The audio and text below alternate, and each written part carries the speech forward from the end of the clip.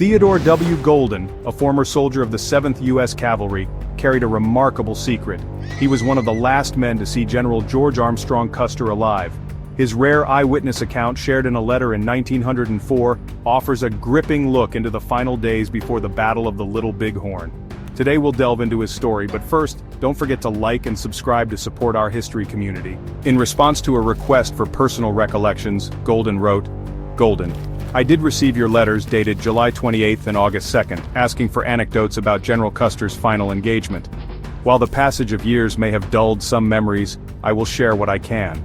Goldin had served with the 7th Cavalry since 1873 and knew Custer well. Except for 1875, he had been by Custer's side on nearly every campaign. In early 1876, word reached them of a major expedition being organized against the Sioux. 3 large columns were to converge. Goldin's battalion received orders and moved from Shreveport, Louisiana to Fort Lincoln in the Dakota Territory. At the time, Custer was testifying in Washington, D.C., and joined the regiment only days before the column set out. He had been briefly arrested en route in Chicago, but was released in time to take command. The march led them to the Yellowstone River near the Powder River's mouth. There they prepared to abandon their wagons, leaving the band and recruits behind in favor of a faster pack train approach.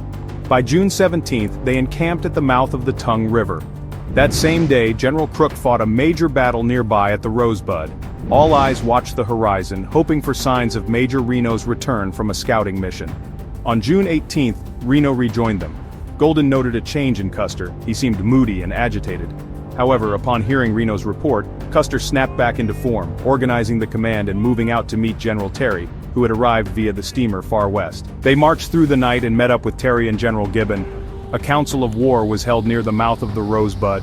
Custer declined an offer of artillery and an additional cavalry battalion. He believed his men could move faster and succeed without them. Some officers suspected he was aiming for independent glory.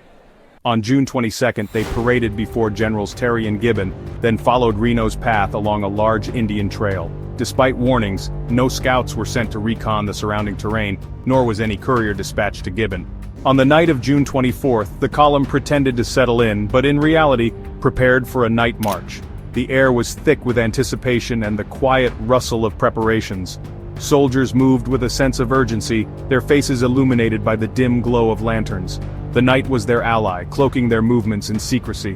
Custer's energy returned. He seemed driven, obsessed with engaging the enemy. His eyes gleamed with a fervor that was both inspiring and unsettling. He gathered his officers, outlining the plan with a confidence that left no room for doubt. Every word he spoke was charged with the promise of victory. Estimates from Crow Scouts indicated that the village ahead could hold up to 1,200 warriors. These scouts, seasoned and wise, had seen the signs, tracks, smoke, and the distant sounds of a bustling village. Their reports were detailed, painting a vivid picture of what lay ahead. Around 11 p.m. they saddled up and moved out. The moonlight cast long shadows, creating an eerie yet beautiful landscape. The soldiers, though weary, were fueled by a mix of adrenaline and determination. The sound of hooves and the creak of leather were the only noises breaking the stillness of the night. A scouting party pushed ahead to locate the village. These men, chosen for their keen senses and bravery, moved like phantoms through the terrain. They communicated with hand signals and whispers, every sense on high alert. The success of the mission depended on their ability to remain undetected. By dawn, they were in a ravine near high bluffs. The first light of day revealed a landscape that was both majestic and foreboding. The soldiers took a moment to appreciate the beauty of their surroundings, even as they prepared for the battle that loomed ahead. The high bluffs provided a strategic vantage point, but also a sense of entrapment. Scouts reported seeing the village in the valley, nestled like a hidden gem. The sight was both a relief and a cause for concern. They had found their target, but the sheer size of the village was daunting. Smoke from morning fires curled into the sky, and the sounds of daily life carried up to the scouts' ears. But Custer doubted them, until they retrieved a lost box of supplies. This box, filled with essential items, had been left behind in the haste of their march. Its discovery by the scouts was a stroke of luck, but also a stark reminder of the enemy's proximity. The soldiers who found it were both relieved and alarmed, and found Indians trying to open it. This encounter was brief, but intense. The Native Americans, surprised by the sudden appearance of soldiers, scattered quickly. The soldiers, on the other hand, were left with a tangible piece of evidence that their enemy was close and aware of their presence. Realizing they'd been discovered, Custer prepared to move immediately. His orders were sharp and decisive, leaving no room for hesitation. The soldiers, though tired, responded with practiced efficiency. They knew that every second counted and the element of surprise was slipping away. A Crow interpreter warned him, "You'll find more Indians than you can handle." This warning, delivered with a mix of respect and urgency, was a stark contrast to Custer's confidence. The interpreter's eyes held a depth of knowledge and experience that Custer, in his eagerness, seemed to overlook. Custer reportedly replied, "Are you afraid?" The man answered, "No, I'll go with you." This exchange, though brief, was loaded with meaning. It was a test of courage, a challenge, and a promise all rolled into one. The interpreter's willingness to accompany Custer spoke volumes about his loyalty and bravery. "But if we go into that valley, we won't come out." These words hung in the air, a chilling prophecy that many of the soldiers couldn't shake. The valley, with its beauty and promise of battle, now seemed like a trap. The soldiers exchanged uneasy glances, each man grappling with his own fears and doubts. Yet despite the foreboding warning, they steeled themselves for the task ahead, driven by duty, honor, and the unyielding command of their leader. Goldin was assigned as an orderly to Custer, riding alongside Lieutenant Cook. This was a significant role, as orderlies were responsible for carrying out the commands of their officers, ensuring that messages were delivered swiftly and accurately. Goldin, a young and eager soldier, felt the weight of his duty as he rode beside the legendary Custer. The air was thick with anticipation and the scent of horses, sweat, and the open plains. The cavalry was on the move, and every man knew that the coming hours could change the course of their lives and the history of their nation. Custer ordered the lead company of each battalion to take the right of the line. This maneuver was crucial for maintaining the structure and effectiveness of the battalion. The lead companies were composed of the most experienced and battle-hardened soldiers, those who could be relied upon to hold the line and lead the charge. As they moved into position, the soldiers exchanged glances, a silent communication of trust and determination. The sun beat down on their backs and the sound of hooves pounding the earth was a constant reminder of the power and unity of their force. Benteen was sent left to scout. His mission was to gather intelligence on the enemy's position and movements. Scouting was a dangerous task, requiring stealth, keen observation, and the ability to make quick decisions. Benteen and his men rode cautiously, their eyes scanning the horizon for any signs of the enemy. The landscape was vast and unforgiving, with rolling hills and sparse vegetation. Every shadow and movement could be a potential threat, and the scouts had to remain vigilant at all times. Reno was to follow the main trail. This path was the most direct route to their objective, but it was also the most exposed. Reno and his men knew that they could encounter the enemy at any moment. The trail was dusty and well-worn, a testament to the many travelers who had passed this way before. As they rode, the soldiers kept their weapons at the ready, their senses heightened by the ever-present danger. The main trail was a lifeline, guiding them toward their goal, but it was also a reminder of the peril that lay ahead. Custer, with 5 troops, took the right flank. This position was strategic, allowing Custer to oversee the battlefield and direct his forces effectively. The right flank was often the most vulnerable, and Custer's presence there was a testament to his leadership and bravery. His troops were a mix of seasoned veterans and eager newcomers, all united by their loyalty to their commander. As they moved into position, Custer's sharp eyes scanned the terrain, looking for any signs of the enemy. The right flank was a critical part of their formation, and Custer was determined to hold it at all costs. McDougal followed with the pack train. The pack train was essential for the cavalry's operations, carrying supplies, ammunition, and other necessities. McDougal's role was to ensure that the pack train kept up with the main force and that the supplies were distributed as needed. The pack mules were laden with heavy loads, their steady pace a contrast to the urgency of the cavalry's movements. McDougal and his men worked tirelessly, knowing that the success of their mission depended on their ability to keep the pack train moving and the supplies flowing.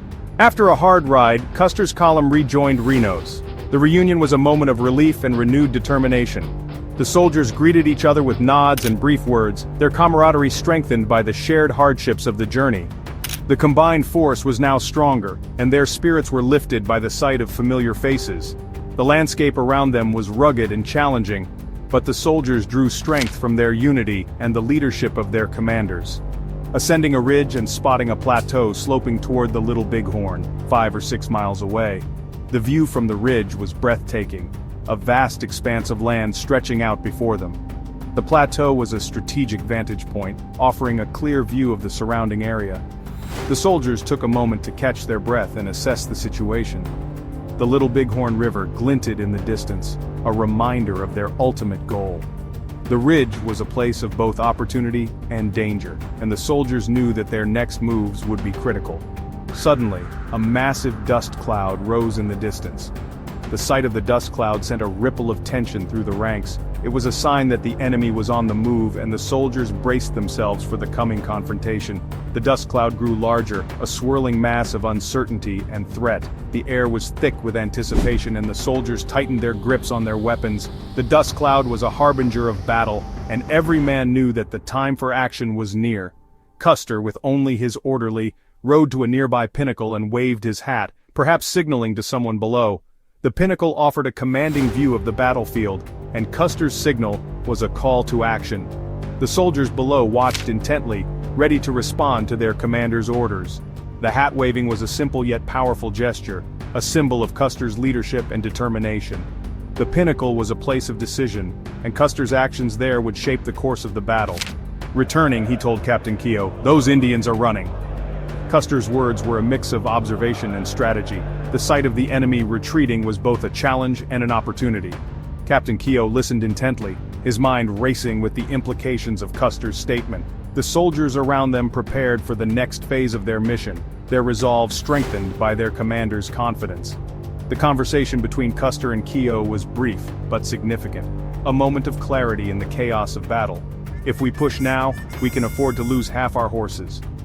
Custer's bold declaration was a testament to his aggressive strategy and willingness to take risks.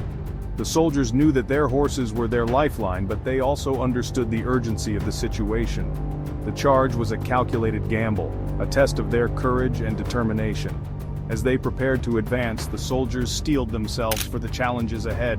The battlefield was a place of uncertainty and danger, but Custer's leadership gave them the strength to push forward. During a brief stop, Lieutenant Cook scribbled a note and handed it to Goldin. "Deliver this to Major Reno." The urgency in Cook's eyes was unmistakable. Every second counted, and the weight of the message was heavy. Goldin, a seasoned soldier, understood the gravity of his task. He nodded firmly, tucking the note securely into his jacket. The battlefield was chaotic, with the sounds of gunfire and shouts echoing all around. Goldin knew that reaching Major Reno could be the difference between life and death for many of his comrades. "Stay with him until we link up again." Cook's words echoed in Goldin's mind as he mounted his horse. The terrain was rough, and the enemy was relentless. Goldin had to navigate through a maze of obstacles, both natural and man-made. He could feel the weight of responsibility on his shoulders, but he was determined to succeed. The lives of his fellow soldiers depended on it. As he rode, he thought about the battles they had fought together, the camaraderie, and the sacrifices they had made. This mission was just another chapter in their shared history. Goldin rode off and found Reno's men dismounting to fight. The scene was intense, with soldiers quickly taking positions and preparing for the imminent clash. Goldin could see the determination in their eyes, the resolve to stand their ground despite the overwhelming odds. He quickly located Major Reno and handed him the note. Reno's face hardened as he read the message, understanding the critical situation they were in. Goldin stayed close, ready to assist in any way he could. The air was thick with tension, and every moment felt like an eternity. He delivered the message and watched as Indian forces began to flank and surround them. The enemy was strategic and relentless, using the terrain to their advantage. Goldin could see the fear in some of the younger soldiers' eyes, but he also saw their determination. They were ready to fight, to defend their position no matter the cost. The sound of gunfire grew louder, and the battle intensified. Goldin knew they had to act quickly to avoid being completely surrounded. He relayed Reno's orders to the men, urging them to hold their ground and stay focused. Under fire, they retreated into timber near the river. The dense forest provided some cover, but it was also a double-edged sword. While it offered protection, it also made it difficult to see the enemy's movements. Goldin and the others had to be vigilant, constantly scanning their surroundings for any signs of an ambush. The sound of bullets whizzing past and the cries of the wounded filled the air. Despite the chaos, Goldin remained focused, determined to lead his men to safety. They moved quickly, using the trees for cover and trying to stay one step ahead of the enemy. From there they made a stronger defense. The men quickly formed a defensive line using the natural cover of the forest to their advantage. They dug in, preparing for the enemy's next assault. Goldin moved along the line, offering words of encouragement and making sure everyone was ready. He could see the determination in their faces, the resolve to stand their ground. The enemy was relentless, but so were they. Goldin knew that this was a critical moment, a test of their strength and resolve. They had to hold the line no matter what.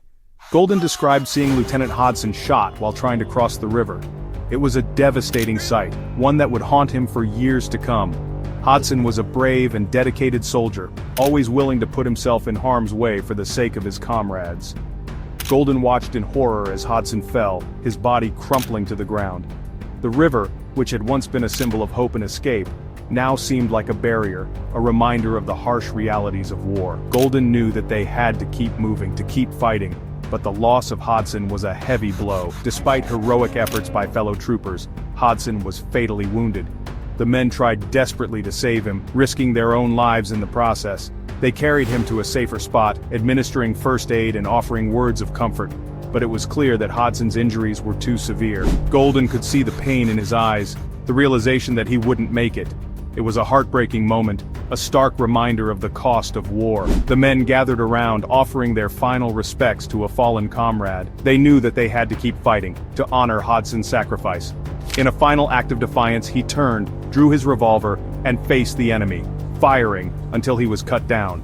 It was a moment of sheer bravery, a testament to Hodson's indomitable spirit. Even in his final moments, he refused to give up, to let the enemy see him as defeated. Goldin watched in awe as Hodson stood his ground, firing his revolver with unwavering determination.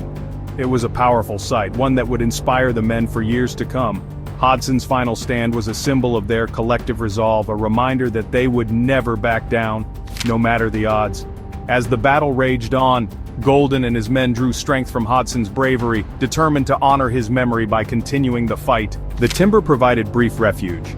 A sudden charge was ordered, but instead of attacking the enemy, Reno led a retreat across the river and up the bluffs. The Indians unleashed a hail of fire, but losses were surprisingly light. During the chaos, Goldin's horse was shot. He was thrown to the ground but managed to run to cover. He later witnessed the remnants of the regiment cross the river under fire, including a brave rescue attempt of the wounded Hodson. Goldin noted that Custer had advanced ahead, likely engaging a much larger force further downriver. From the bluff he heard the distant crackle of heavy gunfire and feared the worst. As smoke from burning grasslands provided cover, Goldin and a few others crossed the river and rejoined the command. Benteen's battalion had arrived, but there was still no sign of Custer. Later, a white flag was seen in the valley. Lieutenant Hare crawled to signal them. It was the group of dismounted men left behind during Reno's retreat. They rejoined the main force. Goldin recounted seeing Lieutenant McIntosh killed when his horse stumbled during the retreat.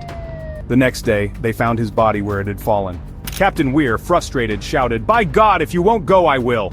and rode toward the sound of battle. The command followed, but only Weir's troop advanced fully before being forced back by overwhelming Indian forces. As they retreated, Colonel Benteen ordered, "We make our stand here." When told by Lieutenant Wallace that he had only 2 men, Benteen grimly replied, "Then form yourself and stand." Goldin's account ends with the somber realization of Custer's fate. He was gone. The battlefield was strewn with the fallen, the aftermath grim and unforgettable.